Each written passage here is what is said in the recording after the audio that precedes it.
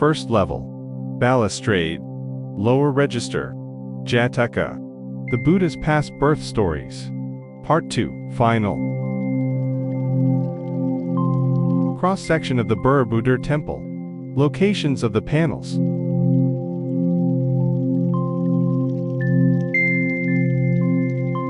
The panels are located in the lower register of the balustrade on the first level. A top view of the temple, with the balustrade on the first level highlighted in orange. The first level, with the balustrade on the left and the main wall on the right. The main focus is on the panels of the lower register of the balustrade. Lower register of the balustrade, level 1. The panels in this section are in a poor state of preservation. Many are either missing or heavily eroded, and a significant portion of the third layer of stones at the top of this register is absent. Only about half a dozen panels remain relatively complete, but even these are worn and damaged, making their features difficult to discern. Unlike other sections of Borobudur, this series of panels lacks accompanying inscriptions or textual markers, leaving their narrative ambiguous. The absence of explicit textual support makes it challenging to link these panels definitively to specific Jātaka Tales or other Buddhist narratives. Identifying their themes and stories relies primarily on visual analysis, but the condition of the panels complicates this effort.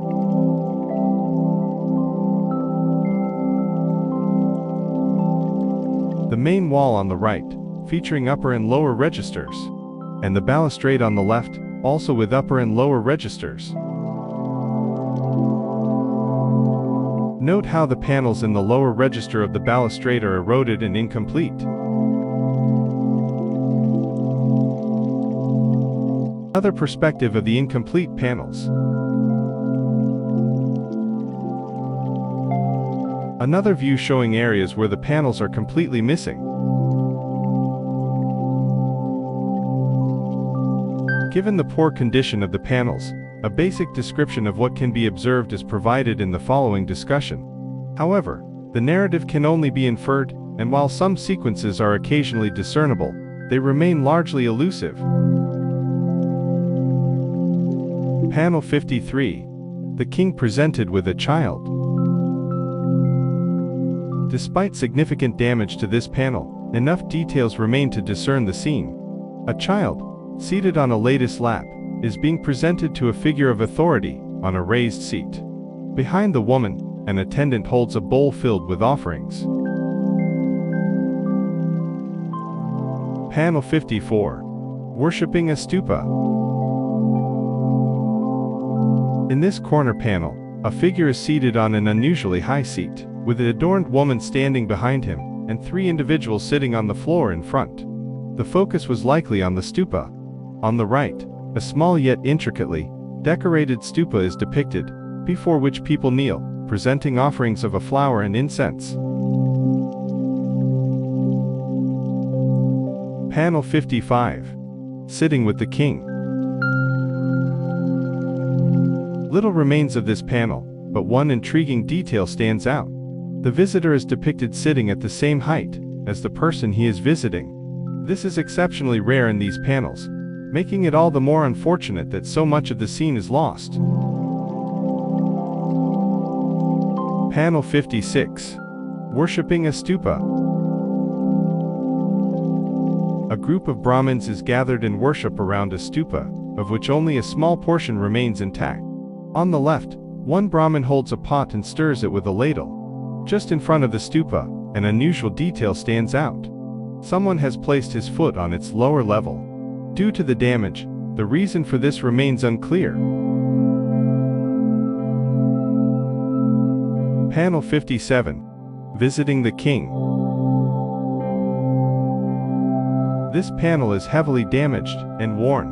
On the far left, a figure, likely a king, is seated on a raised seat, a common motif in these panels. Near the center, 2 individuals are visible, while on the far right, 2 more are seated on the floor, one of whom appears to be engaged in conversation with the king. Panel 58. Honoring a stupa. This panel seems to depict two distinct scenes. On the left, a king, as often portrayed, is receiving visitors, with all figures on this side focused on him. On the right, however, attention shifts to the stupa. In front of it, someone, possibly the king himself, is kneeling in reverence, bowing in worship. Panel 59. Homage to the King. The king is seated with one leg resting on the floor, accompanied by a queen behind him, followed by ladies in waiting. In front of him, 6 men are seated in various postures, with a couple of them holding their hands in anjali. As part of the upper layer of stones remains visible, it is clear that they are sitting beneath trees.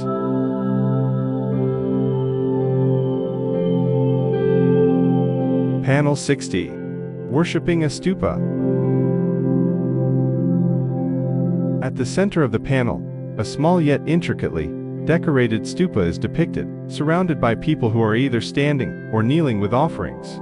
Among them, a prominent figure, a Brahmin on the left, seems to be placing something on the stupa.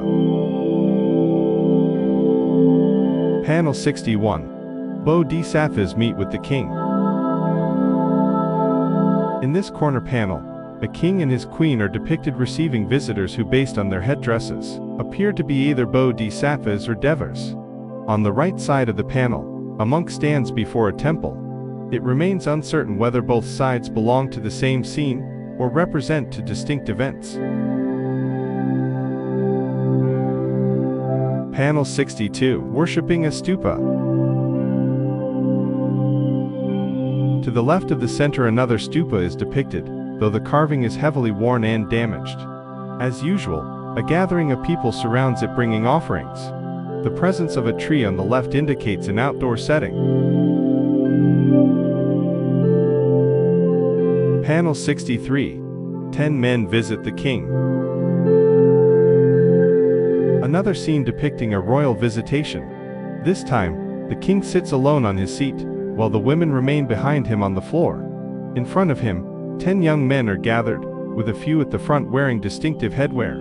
They are depicted beneath trees, assuming various postures. Panel 64. Offering incense at the stupa. Most of the panel is missing, but the stupa remains visible, confirming its place within the same series. In front of it, a man kneels holding an incense burner, while 2 others stand nearby, one with hands joined in anjali.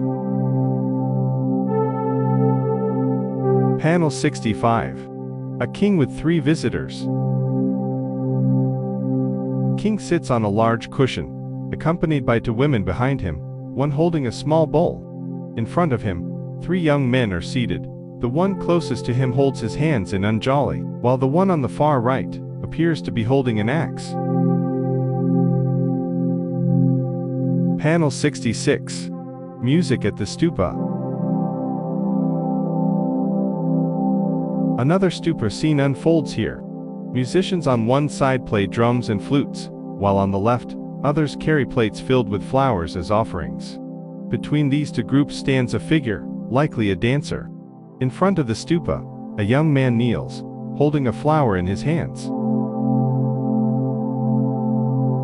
Panel 67. Dignitaries visit the king. The king sits on the left, receiving a visitor seated on the floor before him, while 2 women stand behind him. On a platform at least as high as the king's seat, 6 men are depicted, each raising a hand in a distinct gesture, suggesting their status as dignitaries. On the far right, 3 soldiers stand beyond them.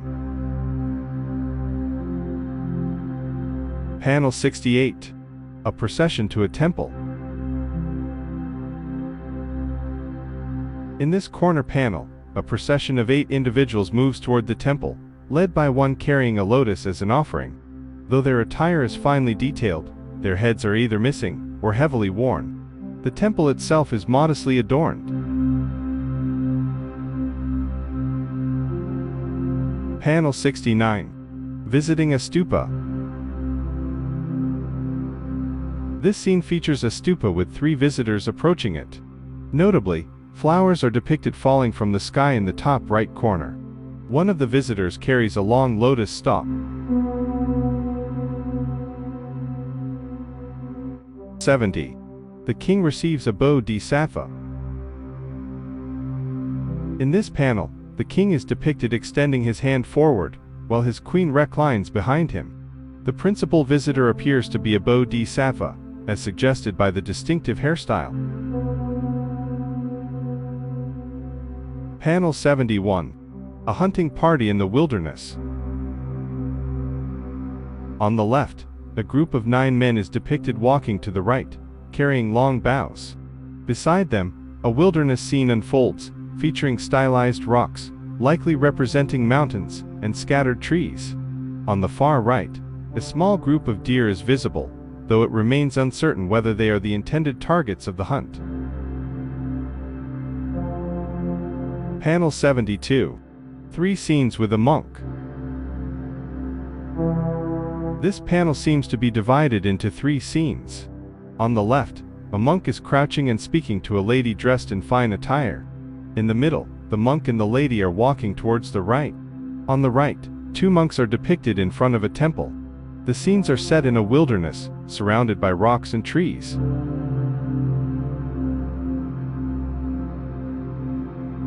Panel 73.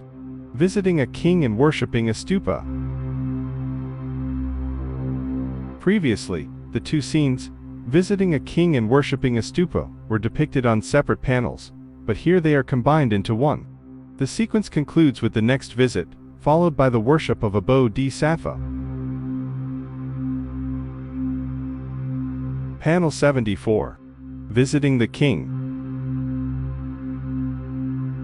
Once again, we have a visitation scene, with the king shown on the left alongside his women. In front of him are the visitors, with the leader sitting and leaning forward, likely with his hands in salutation. Behind him is his entourage. Panel 75. Worshipping a Bodhisattva in meditation. This corner panel depicts 6 men gathered under trees, all focused on the next section of the panel, holding their hands in various postures. On the right, someone sits in meditation inside a building. While the head is missing, the bodice decoration suggests this figure is neither a Buddha nor a monk, but most likely a Bodhisattva.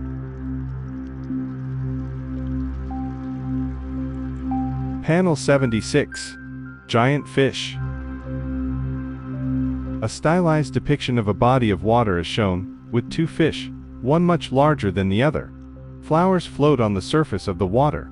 On the left, several people have gathered holding offerings. The 2 fish. Panel 77. A king walks with his women. Although worn, this panel remains complete. It depicts a king walking through a park with several ladies, heading towards the right. On the left tree, a bird is perched alongside a squirrel, while 2 lovebirds are seen in the tree on the right. Panel 78. 2 kings in conversation. On the left of center, a king sits in a relaxed posture on his throne with 2 consorts. In front of him, what appears to be another king, though of lesser rank, is seated on a lower seat with his hands in anjali. His attendants, including swordsmen, sit behind him. The scene takes place outdoors, under the trees. Panel 79. The Sage and the Hare. Once, a sage lived in the wilderness with a friend, a hare who could speak the human language. Every day, they conversed about various topics. When a drought struck the land, the sage decided to return to human settlements in search of food. Upon hearing this, the hare attempted to offer himself as food by jumping into a fire, but the sage stopped him. The hare then declared a truce and called upon Chakra to bring the rain, which he did. When asked, the hare revealed that he was a Bodhisattva on the path to awakening.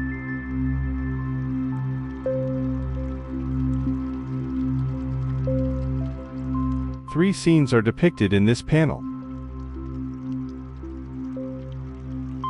The sage is shown living in the wilderness, with the hare conversing in front of him.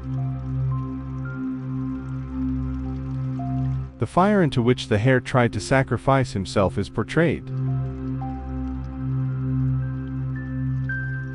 The hare is seen, with rain falling from a cloud above, refreshing the land.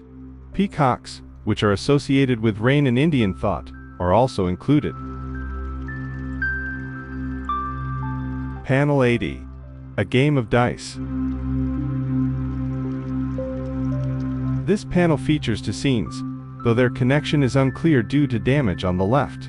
There, a king sits on his throne with his queen behind him, seemingly receiving something. On the right, two figures sit on a high seat, engaged in what appears to be a dice game, with dice visible beside the board. Panel 81. An elephant is presented at court. On the left, a king sits on a small throne, with a servant or possibly a mount before him. Behind him stands a richly adorned elephant, accompanied by three men, one seemingly presenting the animal. Further to the right, more members of their group are visible beneath the trees. Two women. Typically, these dividing scenes depict a man and a woman, or a man with two women. However, in this rare instance, two women are shown, with one placing her arm around the other. 83. Gifts to the king. Regrettably, most of the key figures in this scene are missing. However, it is evident that two individuals, likely the king and his queen, are seated on a small dais, facing a group on the far left who appear to be presenting gifts. Behind the king, a row of pots and bales is visible, with several people seated further back.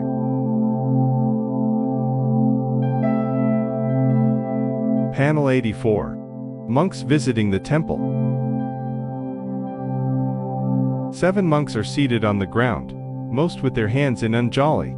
In front of them stands a relatively plain temple, simpler than those depicted elsewhere.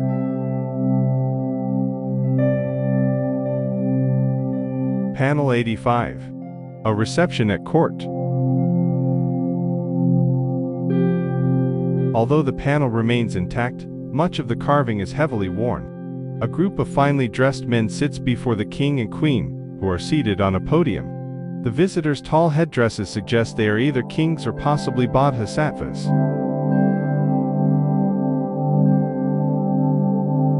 Panel 86. The king receives visitors. On the left side of this corner panel, a king and queen are seated on a podium, with 3 figures sitting under a tree before them. On the right, 4 finely dressed men focus their attention on the king, one of whom holds an unusually large lotus flower.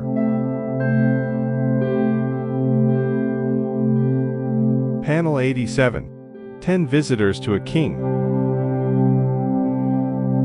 The king is seated on a high cushion on the far left, with an incense burner placed immediately before him.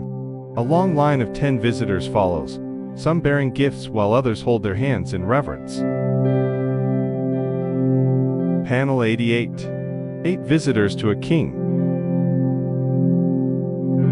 On the far left, the king sits on a high throne, while 8 visitors sit before him. Their leader pays respects, while the others assume various postures. At the rear, a swordsman and an elephant are depicted.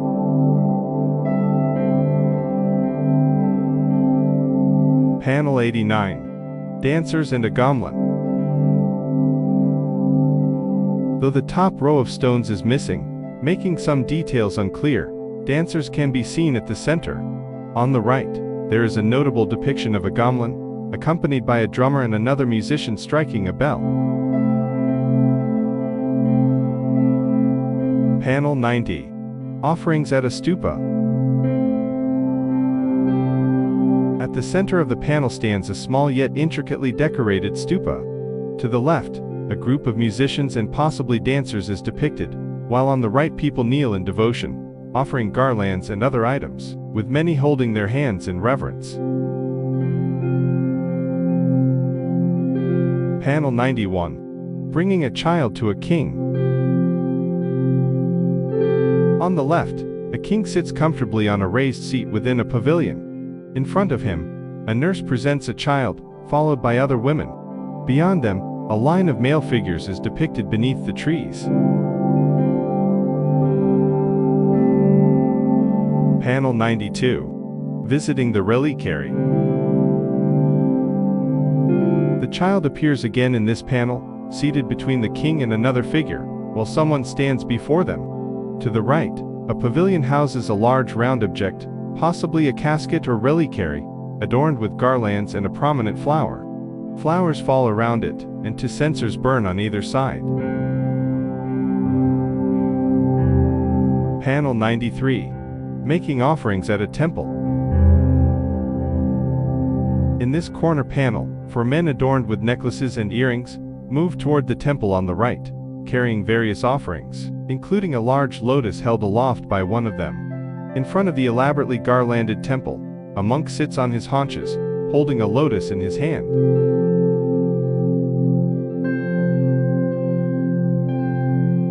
Panel 94.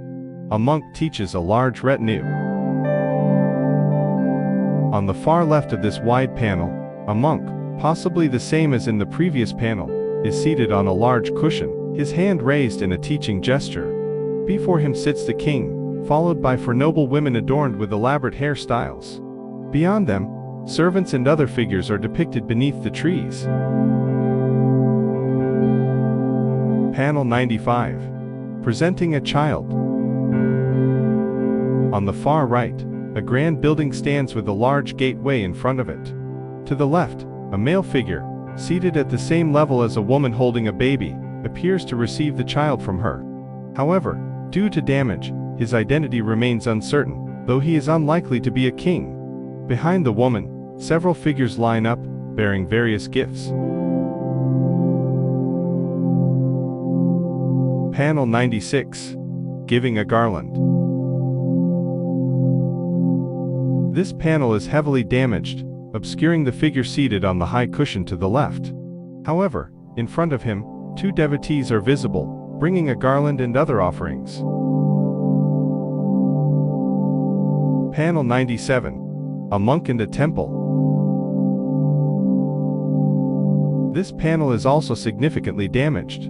On the left, a figure stands, probably a monk, holding a bunch of flowers, positioned before a relatively plain temple. Panel 98. A monk receives alms. With the top row of stones missing, the figures are unclear. On the right side of the panel, a monk is depicted holding up his bowl in a bowl bag, while a figure before him appears to make an offering. A kneeling woman is behind them, while an elephant and attendants occupy the center and left of the panel. Couple with a large lotus. This is one of the many couple scenes placed between the main panels, most of which are heavily damaged. In this one, the male figure holds a remarkably large lotus, while the female figure's head is unfortunately missing. Panel 99. Visiting monks at the temple. On the right, a temple stands flanked by two monks, one of whom, on the left, holds an unusually large lotus. Behind him, 5 standing and 4 seated figures, all seemingly male, are depicted, with some of the seated ones appearing to be monks.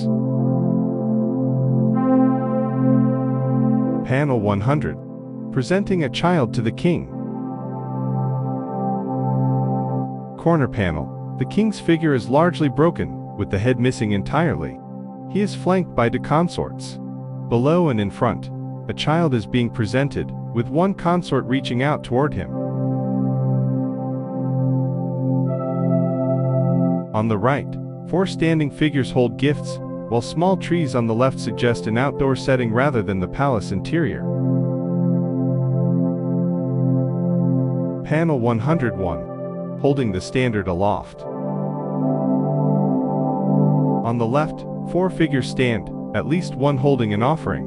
On the right, 3 individuals are depicted, one standing and 2 walking towards a tree. Between them, a figure holds a standard aloft, with another standard planted in the ground. The small figure holding the standard might be a dwarf, or possibly the child seen in the previous panel. Panel 102. Worshipping the Stupa. Two groups are depicted in front of a stupa, divided by gender, with males on the left and females on the right. Both groups hold offerings, with some sitting and many kneeling. The presence of garlands on the top left suggests the scene may be set inside a pavilion. Panel 103. A meeting with the king.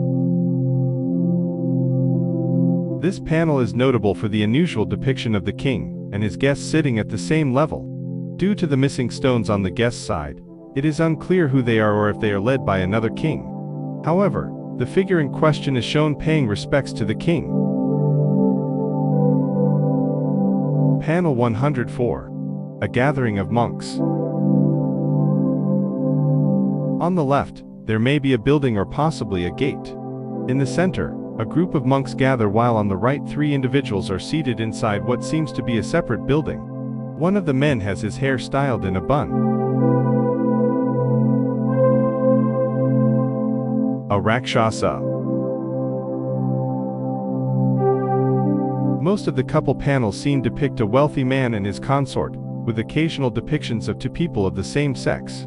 In this case, however, a heavy-set rakshasa is shown with a companion.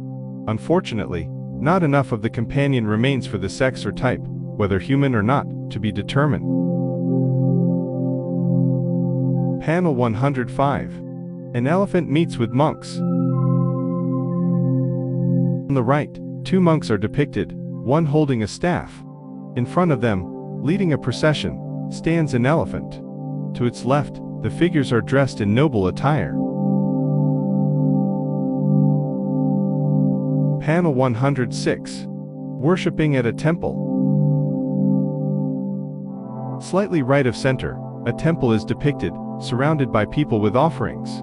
The scene takes place outdoors beneath the trees. To the left of the temple, a figure holds a censer in one hand and fans the scent toward the temple with the other. Another censer is present on the right side. Various individuals are seated nearby, each with offerings. Panel 107. Making and storing of pots. A group of people is seen sitting and apparently engaged in pottery work. Above them, 2 water carriers are depicted, each carrying a pole with 2 bags. The scene is set outdoors. On the right, a small container is shown with 9 pots stored inside. To the left, 2 individuals are seated, one holds another pot and may be adding to the collection. The setting is beneath the trees. Panel 108. Bringing pots to a layman. On the left, 2 women are seated, with a man holding a pot sitting on the floor in front of them. Between them, 2 pots are stacked, one on top of the other. The man whose hair is shorn is not a monk, as indicated by his jewelry. In a pavilion, at a higher level, another man is seated. His hair is gathered in a bun, and he also wears jewelry. Panel 109. Worshipping a stupa. This finely carved panel is well preserved, making it one of the most striking among the stupa panels. On the left, 6 figures are depicted standing in various postures. Within a pavilion, 5 others are shown kneeling and presenting offerings. Flowers appear to be suspended in the air around them. In front of the foremost figure, a small stupa is depicted, with flowers floating above it as well. Panel 110. Monks with books at a temple. On the right, a temple building is depicted, while the rest of the panel features a long pavilion filled with various figures. On the far left, 3 lay devotees are shown, and in front of them, at the center of the composition, 7 monks are seated, most holding palm leaf books. Panel 111. Hunting a deer in the wilderness. On the far right, a deer is depicted among the rocks, its face turned away from the figures before it. Next to the deer stands a finely detailed caparisoned horse, likely belonging to the adorned man beside it, who stands with one hand on his hip. He appears to be engaged in conversation, though the section containing the heads and faces is lost. Behind him, his men follow, carrying various weapons. A well-decorated couple. Unfortunately, a portion of this panel is missing, including the female's face. Nevertheless, the remaining section presents a finely crafted depiction of a richly adorned couple in their elaborate attire. Panel 112. Worshipping a Stupa. This Stupa panel shows a single kneeling figure, possibly a king, worshipping before the monument. A parasol bearer stands behind, followed by 11 others, most bringing offerings. Panel 113. Meeting with the king. Near the center, the king is seated with his consort behind him, followed by 3 ladies in waiting. Beneath the king's pedestal are money bags. In front, a kneeling figure and another standing both face away from the king. On the right, visitors, some seated, some standing are shown, a few holding offerings. Panel 114. Meeting with the king. On the left, the royal palace is depicted, where the king sits on a dais flanked by 2 consorts. A group of people on the right have come to meet with him, the foremost holding his hands in salutation. Between him and the king stands a large bowl containing a round object.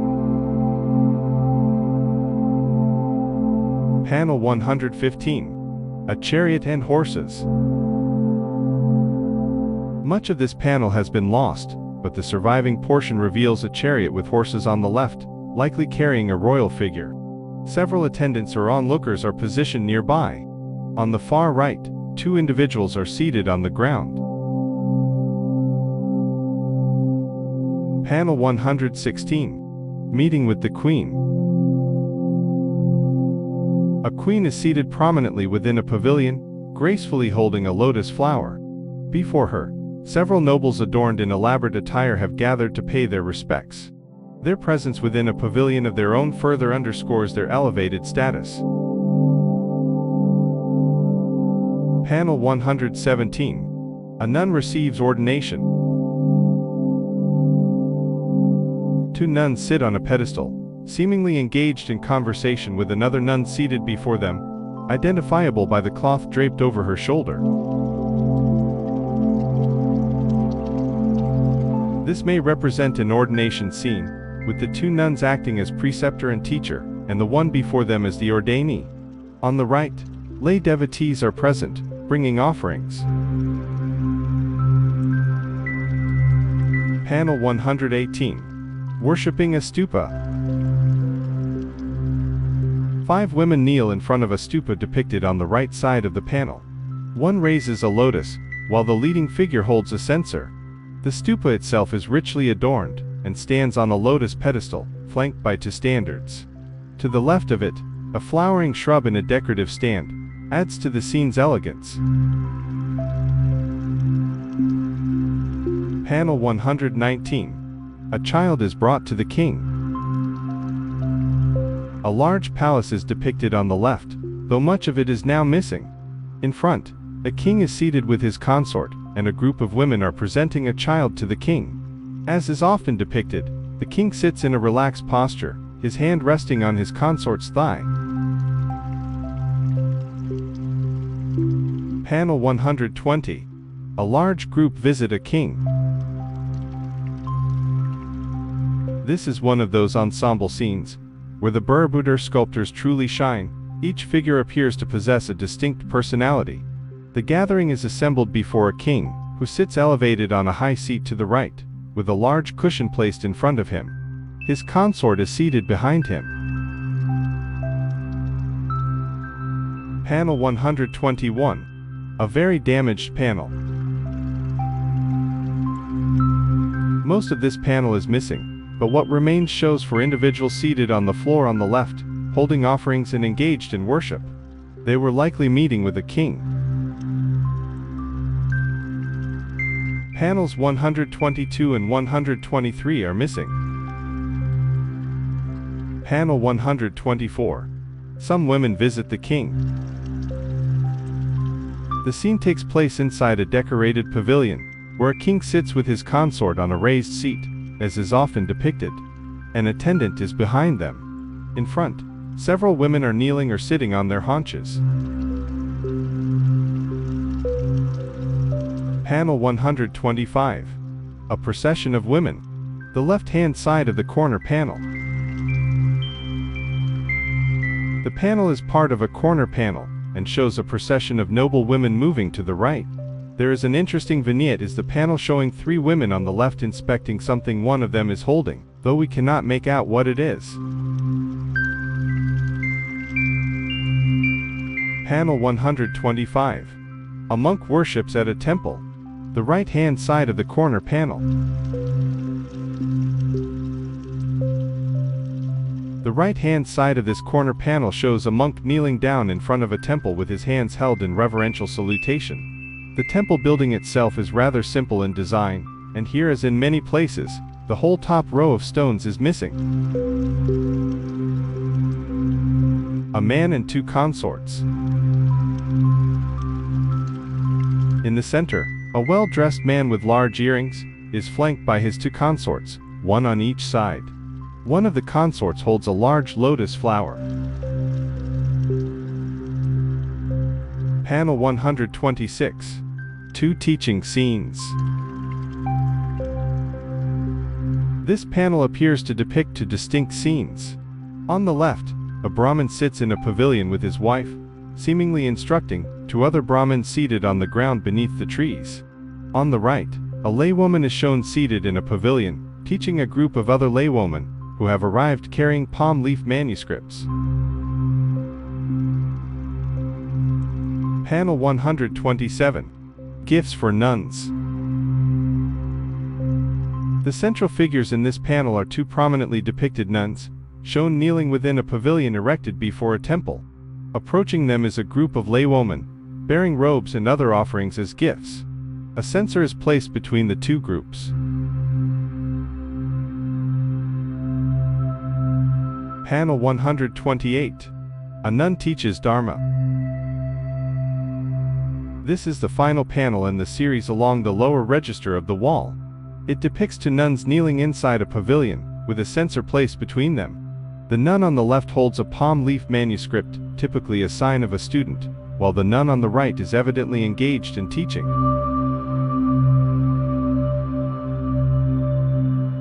This concludes the series of panels on the lower register of the balustrade on level 1, depicting the Jataka, the Buddha's past birth stories.